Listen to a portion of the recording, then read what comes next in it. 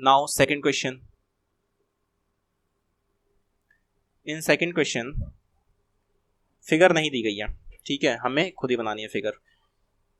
तो कहा जा रहा है AD is an altitude of an isosceles triangle ABC in which AB is equal to AC. तो इस तरह से कुछ होगा ये फिगर, ठीक है. ये होगा, ये होगा, ये होगा. This is A, this is B, this is C. AB is equal to AC. What does it mean? It means that ABC जो है वो एक आइसोसेलेस ट्रायंगल है और AD is an altitude. AD altitude है, ऑल्टीट्यूड का मतलब यहां से 90 डिग्री, ठीक है. This is D. डायग्राम कैसा भी दिख रहा हो मेरा बनाया हुआ बोर्ड पे, लेकिन वो है आइसोसेलेस ट्रायंगल, ठीक है. फिगर कैसे भी दिख रही हो, फिगर दिख नहीं रही है आइसोसेलेस ट्रायंगल की तरह, बट वो है आइसोसेलेस ट्रायंगल, ठीक है. Show that AD bisects BC. AD जो है वो BC को बाइसेक्ट करती है, मतलब कि BD जो है वो बराबर है CD के. ये प्रूव करना है हमें. BD बराबर है CD के, ये प्रूव करना है. दूसरी चीज जो हमें प्रूव करनी है वो प्रूव करना है कि जो AD है bisects angle A. Angle A को भी बाइसेक्ट कर रहा है, मतलब कि angle BAD is equal to angle CAD. कैसे होगा ये चीज प्रूव?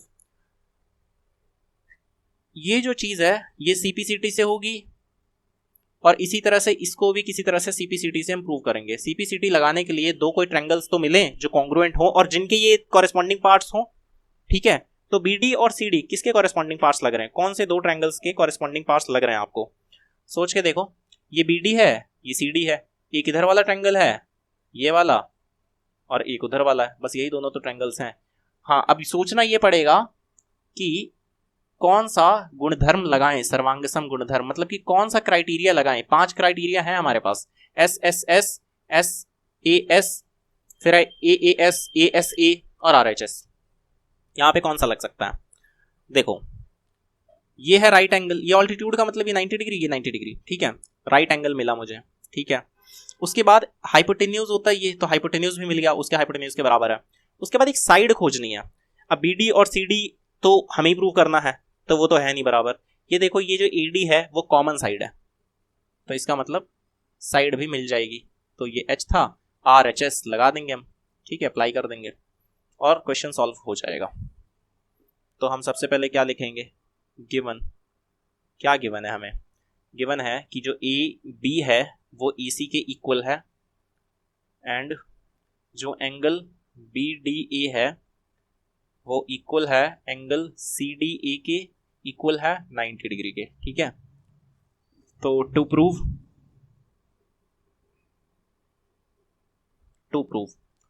क्या प्रूव करना है हमें? दो चीजें हमें प्रूव करनी थी. AD बाइसेक्ट्स BC, मतलब कि BD जो है वो CD के बराबर है और AD बाइसेक्ट करता है एंगल A को, मतलब कि एंगल BAD जो है वो बराबर है एंगल CAD के. ये दो चीजें प्रूव करनी है. अब हम प्रूफ लिखते हैं. प्रूफ क्या है? यही दोनों ट्रायंगल्स लेंगे, उन्हें किसी तरह कॉन्ग्रुएंट प्रूफ कर देंगे. किसी तरह क्या, हमें पता चली गया कि RHS से होगा. उसके बाद CPCT के थ्रू इन दोनों चीजों को लिख देंगे, बस हो जाएगा proof. In triangle ABD and triangle C, not C, it is ACD. क्या क्या चीजें हैं? सबसे पहले हमें एक RHS में सबसे पहले राइट एंगल लिखना होता है, फिर हाइपोटेन्यूज, फिर साइड. तो राइट एंगल कौन सा है? यही दोनों राइट एंगल है. तो angle BDA is equal to angle CDA. और यहां पर हम गिवन वगैरह नहीं लिखेंगे, हम RHS का यूज कर रहे हैं, तो हम सीधा राइट एंगल लिखेंगे, ठीक है, कि ये दोनों क्या है? राइट एंगल है.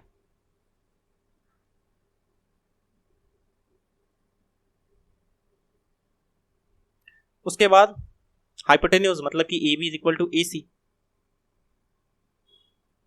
यहां पर हम गिवन लिख सकते हैं, यहां पर हाइपोटेन्यूज लिखने की आवश्यकता नहीं है. फिर S क्या है? AD is equal to AD, ये है कॉमन. दिस इंप्लाइज कि जो ट्रायंगल ABD है वो कॉन्ग्रुएंट है ट्रायंगल ACD के. किस क्राइटेरिया से? RHS rule. My marker is over, it needs ink, ठीक है, to be filled here. To be filled in it. तो इसका मतलब क्या है, दिस इंप्लाइज, अब लिख दो B D is equal to C D, मतलब कि B D is equal to C D, किससे, सीपीसीटी से। ये हो गया प्रूव्ड। ऑल्सो दिस इंप्लाइज क्या चीज, कि B A D C A D के, बी ए डी यहां से गए हम यहां फिर यहां, बी ए डी तो यहां से कैसे जाएंगे, यहां फिर यहां, is equal to C A D. तो angle B A D is equal to angle C A D, ये भी सीपीसीटी से। और फिर हम लिखेंगे प्रूव्ड। मैंने सुना है कि ये जो प्रूव्ड लिखते हैं, हेंस प्रूव्ड जो लोग लिखते हैं, इसमें बड़ी खुशी मिलती है।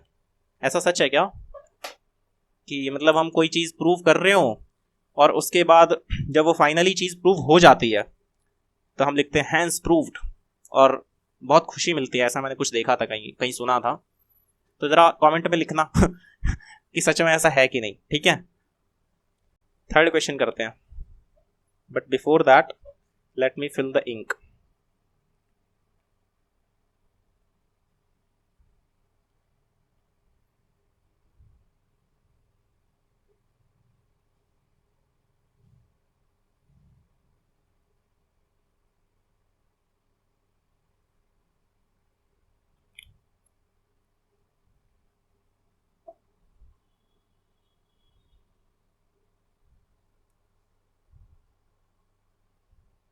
Okay, so now third question.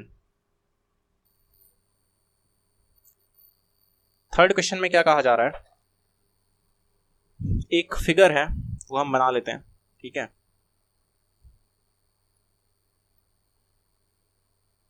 ऐसा है कुछ फिगर,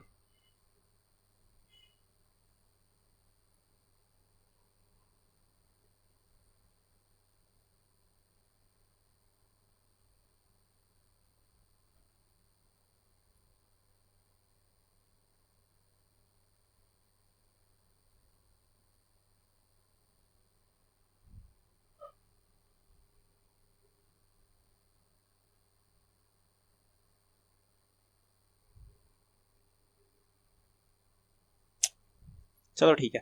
दिस इज ए, ये है बी, ये है एम, ये है C, this is P Q R, और यहां पर होगा एन, ठीक है। तो फिर कहा जा रहा है स्टेटमेंट में, गिवन लिख लेते हैं पहले। स्टेटमेंट में कहा जा रहा है कि two sides A B and B C and median A M, A B and B C, A B ये हो गया बी सी और ये है मीडियन ए एम, ठीक है।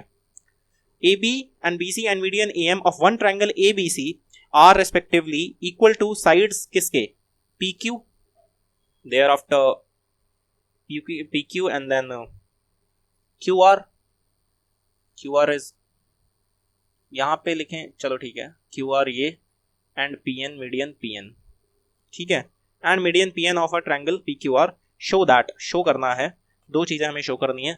तो हमें गिवन क्या है, अच्छा मुझे एक बात बताओ, ये जो ए एम है, पहले बताओ मीडियन क्या होता है। देखिए मीडियन क्या होता है, एक ट्राइंगल होता है, ठीक है। उसके सामने वाले वर्टेक्स से अगर मैं बेस पे इसके सामने वाले वर्टेक्स यहां से अगर हम इस पर मीडियन डालें, तो हम इस साइड पे मीडियन डालेंगे, तो इसका जो मिड पॉइंट होगा, इसके ऊपर जब हम इसके वर्टेक्स को इसके मिड पॉइंट से ज्वाइन करेंगे, तो ये क्या होता है, ये होता है मीडियन, ठीक है। और ये अगर मिड पॉइंट है, इसका मतलब ये जो दोनों हैं ये भी इक्वल होंगे।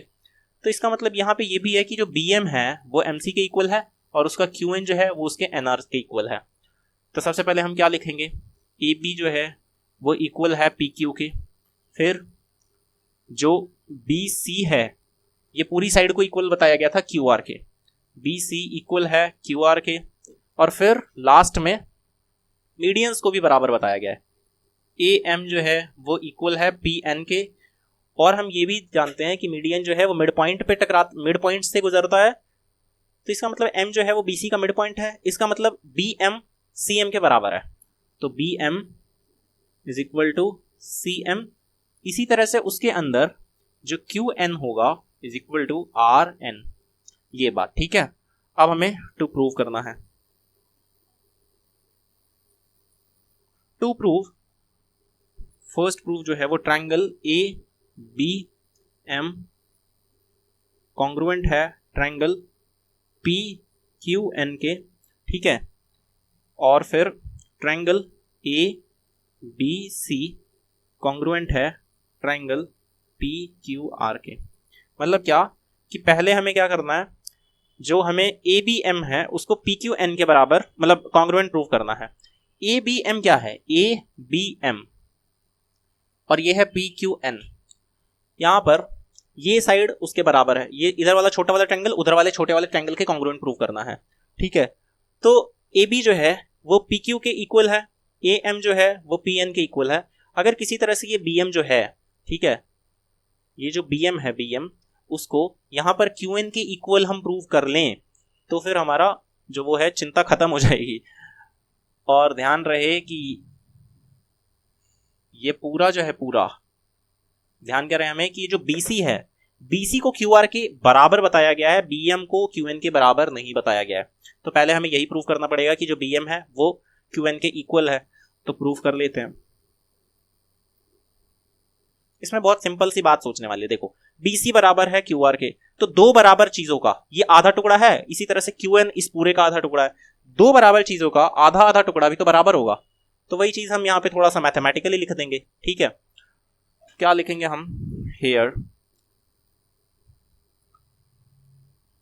यहां पे हम ये भी लिख सकते हैं, जैसे इसे फर्स्ट मान लें और इसे हम सेकंड और थर्ड मान लें, इसको हम मान लें सेकंड और यहां इसको मान लें थर्ड, तो भी ये चीज हो जाएगी, ठीक है। बाकी अगर हमें पूरा प्रूफ करवाता है तो हम देख लेते हैं कैसे प्रूव होगा। Here BC is equal to BC, no, BC is equal to QR। अब ये जो BC है ये इसको हम क्या लिख सकते हैं, BM plus CM, BM plus CM। इसी तरह से QR को क्या लिख सकते हैं, QN प्लस RN। अब हमें क्या चीज प्रूव करनी है, पहले तो हमें यही प्रूव करना है कि BM इज इक्वल टू है QN। इसका मतलब मुझे BM रिटेन करना है, रिटेन करने का मतलब CM को चेंज कर लेंगे, CM को हम वापस से BM लिख सकते हैं, तो BM प्लस CM को वापस से BM लिख सकते हैं। इसी तरह से QN को भी रिटेन करना है तो RN को बदलना पड़ेगा, तो QN को रहने दो और RN जो है RN वो हम QN लिख सकते हैं उसको, ठीक है। दिस इंप्लाइज कि 2BM बराबर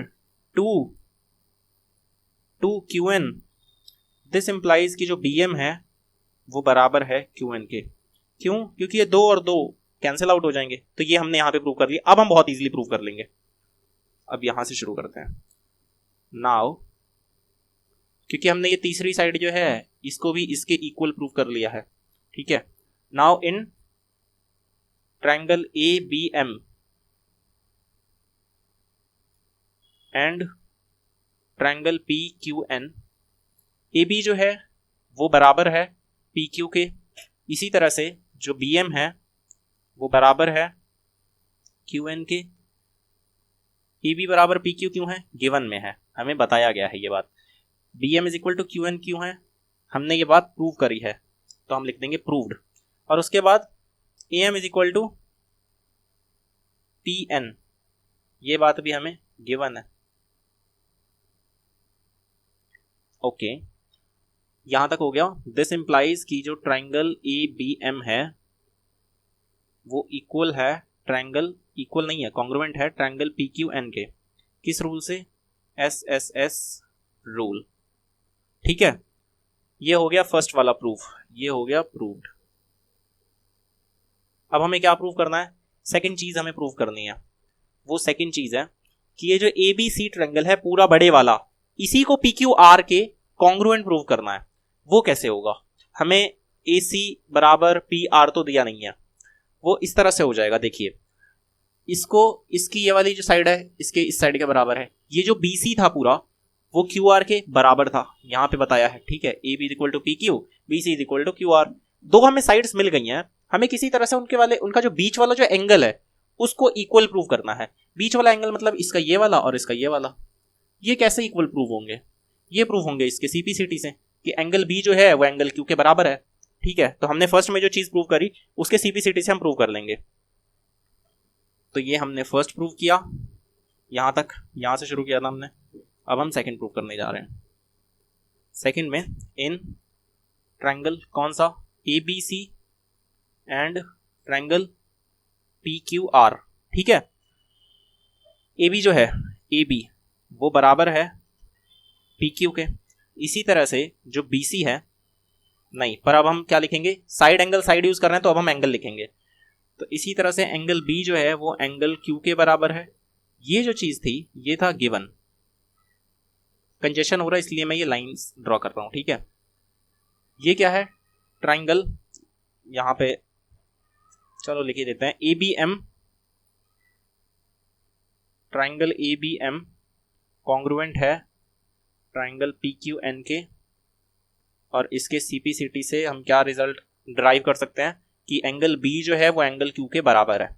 इसके बाद तीसरी साइड थी बी सी, तो B C is equal to P R, not P R, it is Q R, Q R. This is also given. This implies, इसका मतलब क्या हुआ कि ट्राइंगल ए बी सी जो है वो कॉन्ग्रुएंट है ट्राइंगल पी क्यू आर के, okay. And by which criteria, which congruency criteria, it is SAS criteria, and here we can write hence proved, ठीक है। उसके बाद फोर्थ भी करना है और फिफ्थ भी करना है, 2 क्वेश्चंस और करना है, इन्हें भी हम सॉल्व कर लेते हैं।